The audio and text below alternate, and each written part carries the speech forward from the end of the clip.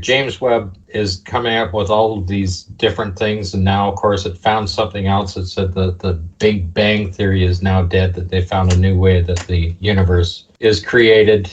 And, of course, they found this planet orbiting a sun. And, of course, they're measuring the Doppler effect on how much the sun actually moves by the gravitational effect of something orbiting it. If that's what they can do, but they physically can't see it, then all of a sudden they say they now can see it and can see artificial lights on the surface of this planet. You're joking. You just can't believe the stuff that is on the internet. I don't know if any of it's real or not, but it's coming out there. It seems to be coming through official sources. Just unbelievable. Well, obviously, if Apollo was fiction, which we now know it was, they're just continuing in the same manner. Like I said, I can't build a BS meter. I mean, they have built a giant manure spreader. That's all they're doing. They're using the internet just to cover the surface of the earth with the amount of bullshit that they put out. And there's no way to measure the amount of it because they're putting it out daily. The video I put out yesterday, in the Apollo 16 footage, we can see that the LEM, the side that they come down the ladder in, is in the shade. Then when you look at the video, the astronaut's walking through the shade. He's in the shade and he's lit up even more. It's crazy. Larry Basinger. We know about Larry Basinger. He was the radio ham operator who privately decided to listen in to Apollo 11. And he claimed to have heard various snippets of conversation. He couldn't pick up the transmission from Houston to the moon. He could only pick up the transmission from the moon back to Earth. But there's no tape of anything he recorded. It's just his word that this is what he heard. He was a known ham radio operator. It's yet another of these. Well, it's confirmed by third-party people who've worked on it. Larry Basinger's being one of them. But nobody ever mentions the lunar reflectors and the reflector being used, as you mentioned, by MIT in 1962, well before anybody had been anywhere near the moon. When was the first soft landing on the moon? First soft landing was by the Russians in February 66. That was Lunar 9, soft landed, first time ever. Followed 4 months later by Surveyor 1 from America. That was the first soft landing. So between the first soft landing by America, it took just 3 years to land humans as well. This is wonderful. And get them back. Not just landed, but get them back as well. Now, that huge number of rockets that we're told needs to be used, 20, 30 or whatever number of rockets to refuel the rocket to come back. Nobody's ever answered the question why they need all that fuel. It's just assumed they do. Why do they need it? Why do they need so much of it? It wasn't needed before. When Apollo allegedly came back from the moon, nobody needed to refuel it. It just came back. It's called gravity. We're back to Woody Woodpecker. That's it, you see.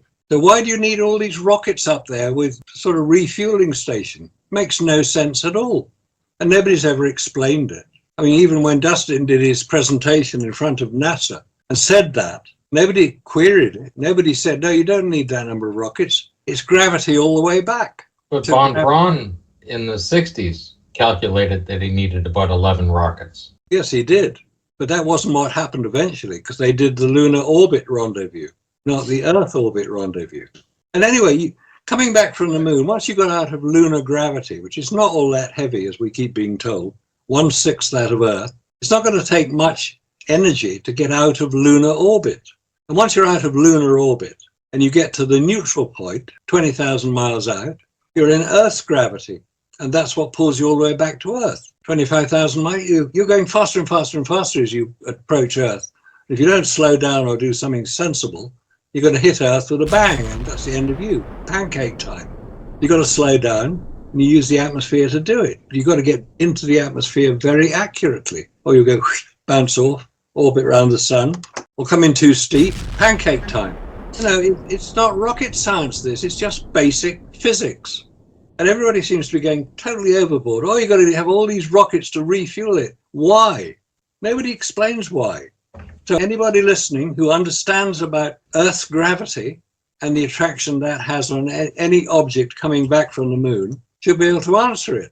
But if Elon Musk doesn't know it, and Boeing with their Starliner don't appear to know it, why did Werner von Braun say that they needed 11 ships full of fuel to do what Apollo did? You see, again, it doesn't really make much sense.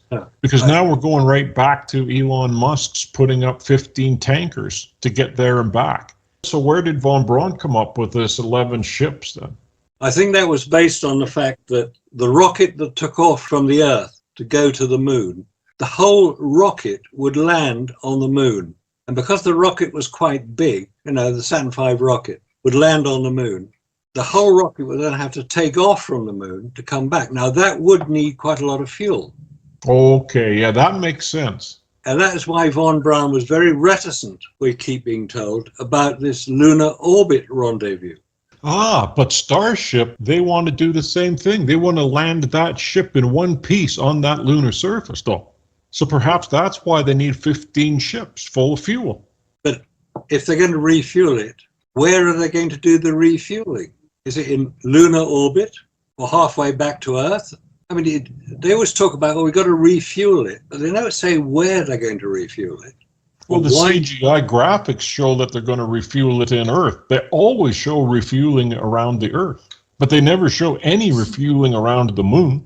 They do show the Starship docked at the lunar station, but they don't show it refueling there. Yeah, but if it's going to dock at Gateway, that's the orbiting station around the moon for the Artemis program, they've got to get it there, the Gateway. And if they're going to then go from the Gateway down to the lunar surface, they really don't need very much fuel to do that. They only need to slow the craft down to land. It's not taking off from the moon. Well, it will have to take off from the moon to get back to Gateway, but that doesn't take very much fuel. I mean, we saw it with Apollo. They said they could do maybe a couple of tons of fuel. That's all they used. Well, that's not one big rocket. There's something very wrong about this whole story of needing to refuel. And then when you look at the size of the tanks, like look at the fuel tanks that they used in the LEM. Well, that was 2 passengers down to the lunar surface.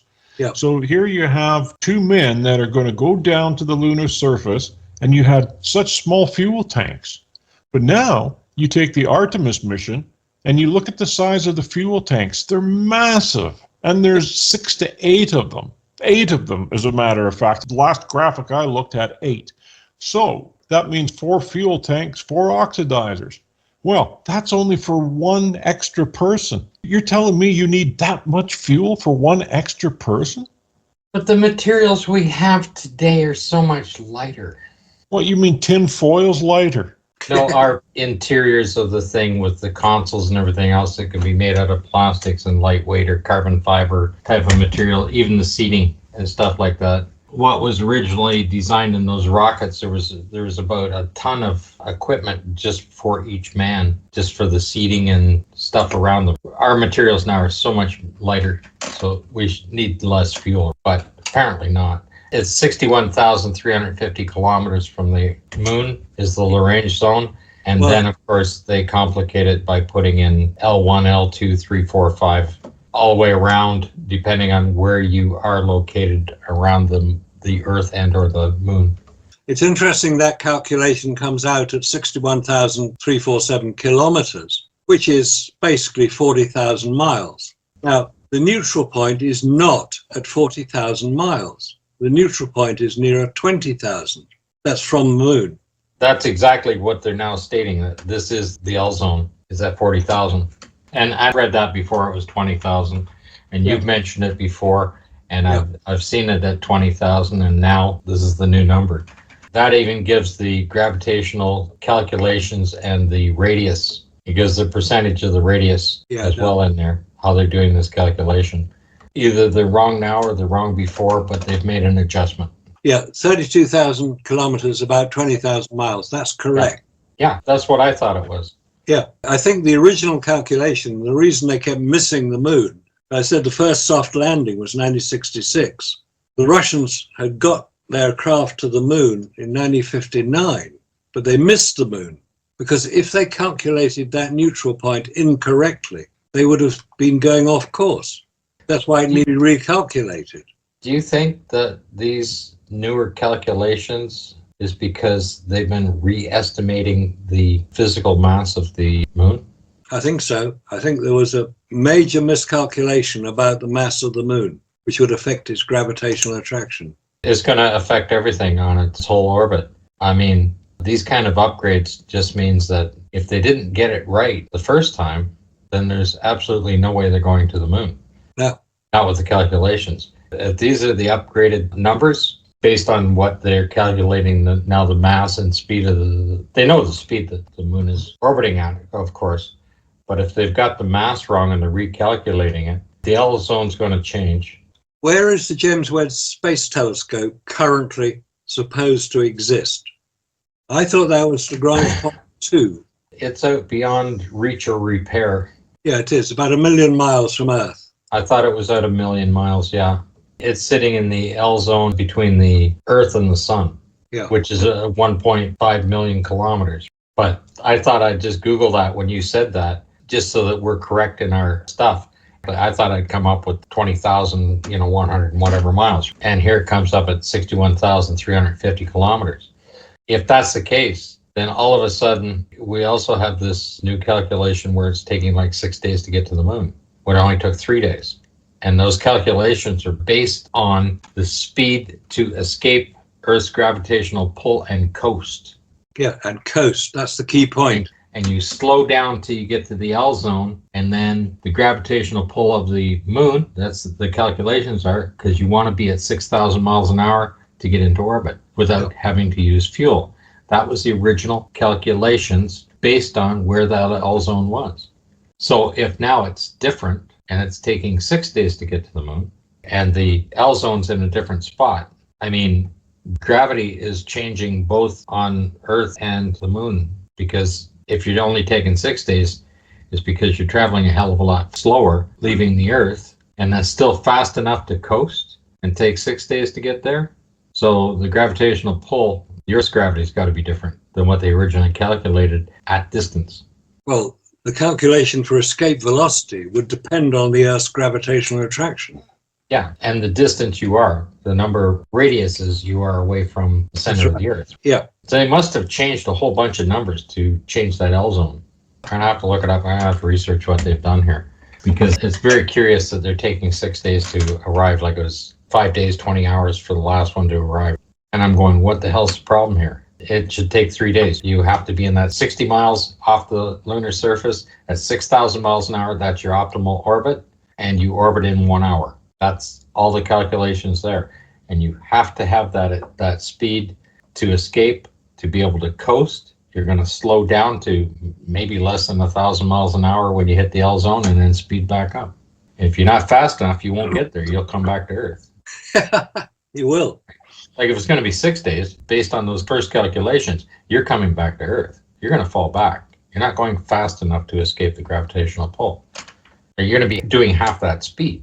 But then again, I look at it and I say, well, a rocket engine has an exhaust. The expansion rate of that exhaust is 12,500 miles an hour. Maybe that's all they can go.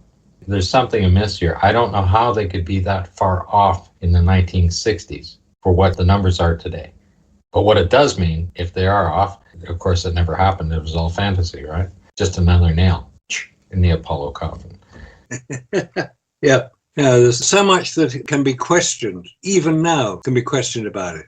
But I would say that we understand gravity on Earth quite well. Gravitational speed, I used to know it as 32 feet per second, or 32 feet per second squared.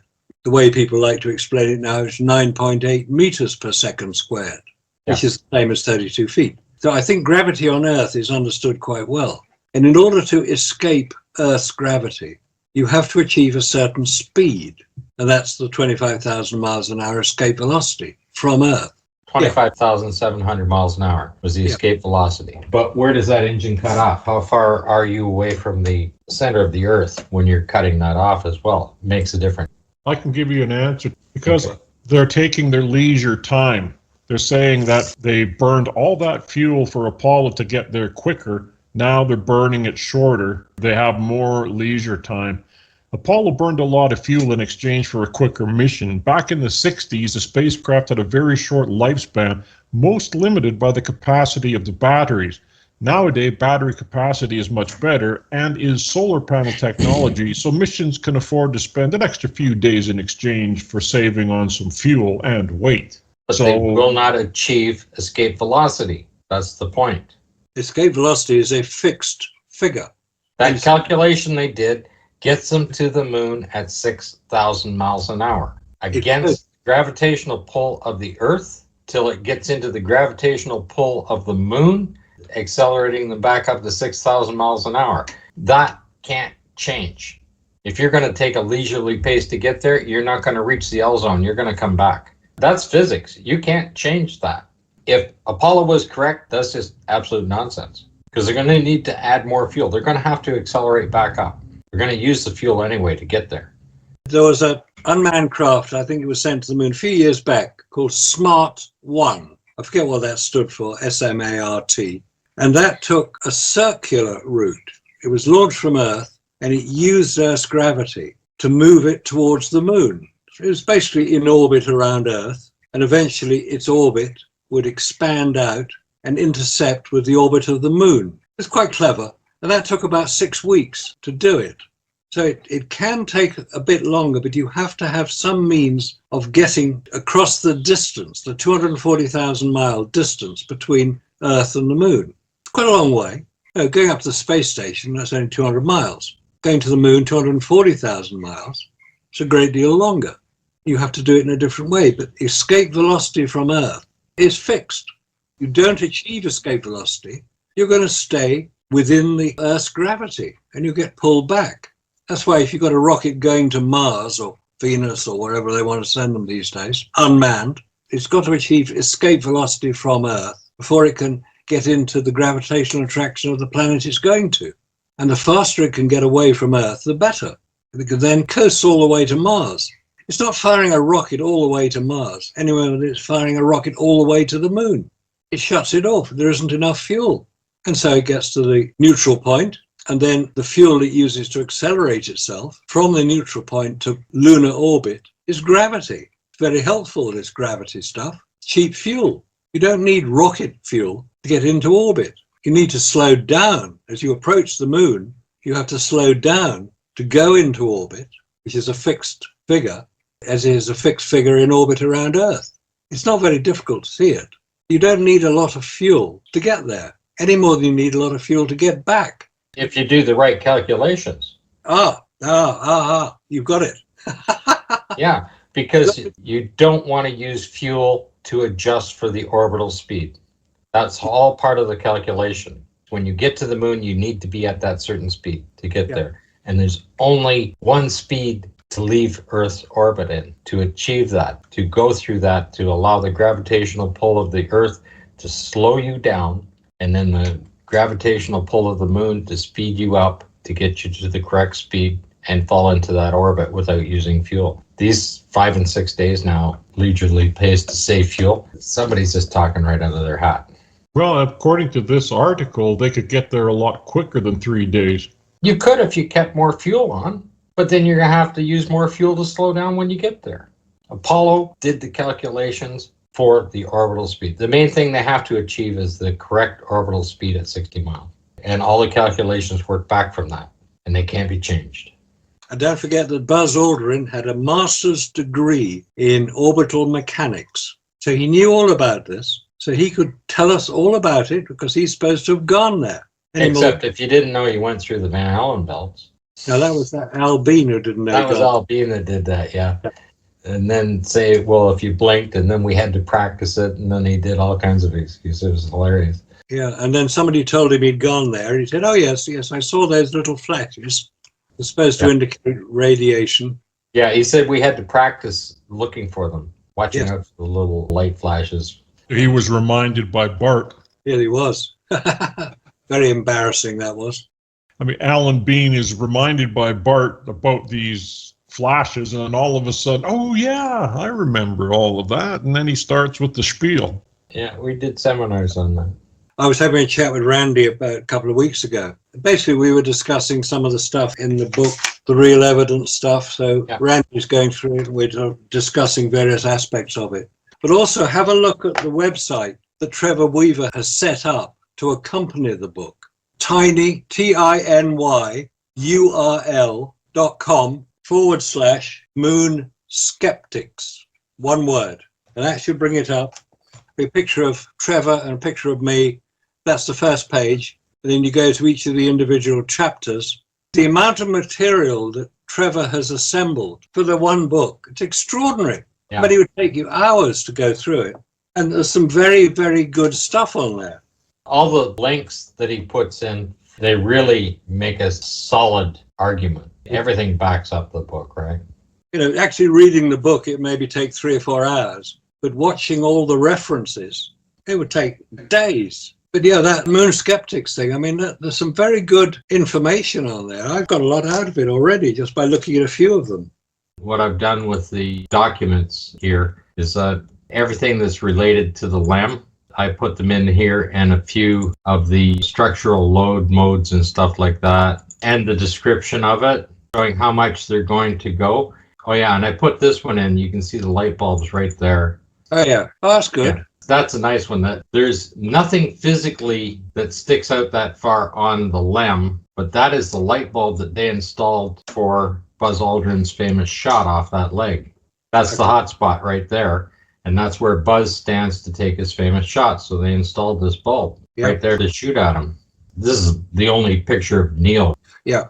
But that bulb is right there, and it's not in any other photograph. That's not from sunlight being refracted or anything, because it shows like this. That's right. Yeah, it does. Yeah. That's an actual light bulb. This explains how they took the famous shot of him. The famous Buzz Aldrin shot, he's standing right there. And they put that bulb up to shoot that, and that's why the hot spots are. And then the other part that you're going to read in those PDF files is that it's very critical for the legs to be able to compress, because when they're landing, the vehicle is going to be very top heavy, and they absolutely don't want this thing to bounce. If they're moving anywhere sideways across the surface and they strike, it's going to bounce, and of course all the testing, if it bounces, it's going to trip. So I went looking to see if there's any PDF files on how they corrected the legs between Apollo 11 and the rest of them, because there is no compression on the rest of them, like the missions either. There's no compression on any of them being shown. But why wouldn't they fix, if they had a total failure of a piece of equipment, that these legs didn't compress? Why wouldn't they fix that before the next mission? Yeah, you'd think so. Yeah, and it's critical. Not only the shock mode of the astronauts, the equipment that they're carrying, but the fact that this thing's going to trip over. That one document is very, very clear on the landing of Apollo 11. It said 2 legs touched first. They call it the front 2 legs because that's on the door side. Yep. Those 2 legs touched first. So if they had 10 inches of compression just from the weight of the vehicle, that's all 4 legs would compress down. If 2 legs are compressing, now they're taking 100% of that, plus the G-force of 1.1 G. Those legs, because they touched first, they should have been almost fully compressed to 32 inches. If they all compressed evenly at 1.1 G, the legs should be 15 to 18 inches compressed. And that is about the same as the bell housing is above the ground. Yeah, it should be basically touching. And it also states that they never turned the engine off until after it landed. That's true. Yeah, that's a good point. So if you want to make a comparison between touchdown, that it doesn't throw any dirt up, and NASA claims that the exhaust disperses in a vacuum so rapidly that it doesn't disturb the surface. And now we're talking 15 inches off the ground, and an exhaust that has an expansion rate, it is exiting at 12,500 miles an hour. And it's 15 inches off the ground. Their documents, they claim that it disperses so rapidly it's not going to disturb the surface. However, that's in direct contradiction to their liftoff. True. And not only that, the liftoff has 3,500 pounds of thrust. They're landing with 2,000 pounds of thrust. And yet, on liftoff, they shot a piece of Mylar. It went out past the experimental equipment, which is 500 feet away. So if it can push it 500 feet away, their claim that the thrust is dispersing so rapidly at touchdown that it doesn't disturb the soil is complete fantasy. That's No, so- only 15 inches at 12,500 miles an hour. And you need to explain the fact that when they throttle down, the exhaust is still coming out at the same rate. Not like a car engine where it idles down. The fuel is being burnt. That's the expansion rate is 12,500 miles an hour. And it continues to be that. It's just the volume is reduced. Yeah, it is. But there's still a power behind it. The expansion rate of the burning gas is exiting at 12,500 miles an hour. And that doesn't change when you throttle down. It's just you're using less fuel, so there's less volume of fuel, because that's where you're getting the extra thrust, just throwing more fuel to it. And then when you're talking about vacuum and stuff like that, and I put together images of just basically the spacesuit showing that the ring is actually connected to the outer suit, that there is no inner liner bladder. And if it's incorporated in between that, it's still being attached. The bubble helmet attaches to here. And that's the part that has to be pressurized. Yep. Then I showed this where the zipper doesn't do all the way up. It doesn't. Look at that hole. Put your arrow on that hole to show them. Right here. And that attaches up to there. And this blue material is only just a liner this far down. It doesn't go all the way through the suit. Because that bladder is supposed to be, the blue liner is supposed to be the bladder, right? That they claim that on the debunking site from, Maserati or whoever the hell he is. Yep. So anyway, then I threw these images in of the Mylar breaking down in vacuum. Then I threw in where these things start off gassing, all the different metals. It's showing the amount that they reduce by from here down to here. That's only 10 to the minus 4. There's 2 panels of that with the different metals. Then, of course, as soon as you go to the film, you'd be very interested in knowing we have complete documentation on this in detail at the Allis site. Those photos were the ones right off of the film. There's been no brightness added, nothing. Those are clean right off the film strips. Well, it's those pictures which illustrate the problems with vacuum, and it illustrates it very well. Those were the samples I sent to Bill Demos in Greece at the university. That's the ones we're looking at there. Vacuum is a far bigger problem in creating images than anybody has even discussed yet. I mean, we're the only people I know who's discussed vacuum. No one else does. Well, that's right. Once you get past that minus 6, and there's all kinds of documentation to back up the fact that they can't use rubber seals. They have to go to metal. And I was actually looking through all the different metal seals designs on them. It shows how they design the knife edge. One metal seal is a softer metal than the other, so one cuts into it. And they have several different designs, whether it's a straight knife edge or it's just a couple of different forms where it comes out where they crush together. That makes them a one-time use only.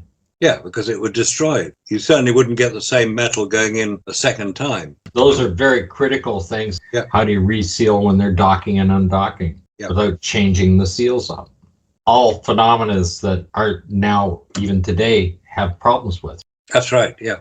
But with vacuum, one could demonstrate the effect it has. With radiation, that's much harder.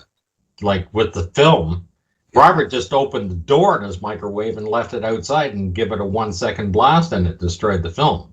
Here's the other thing with radiation that people need to understand. They talk about the radiation in the Van Allen belts and that there's nothing out past that. You've seen the images of the bow shock around the Earth. Well, the Van Allen belts have 25,000 miles to capture and push the radiation around the Earth. So it does build up a little bit while it's there. Over 25,000 miles of depth, it's gathering different densities, different types of radiation, and the electromagnetic force around the Earth is pushing it around the Earth.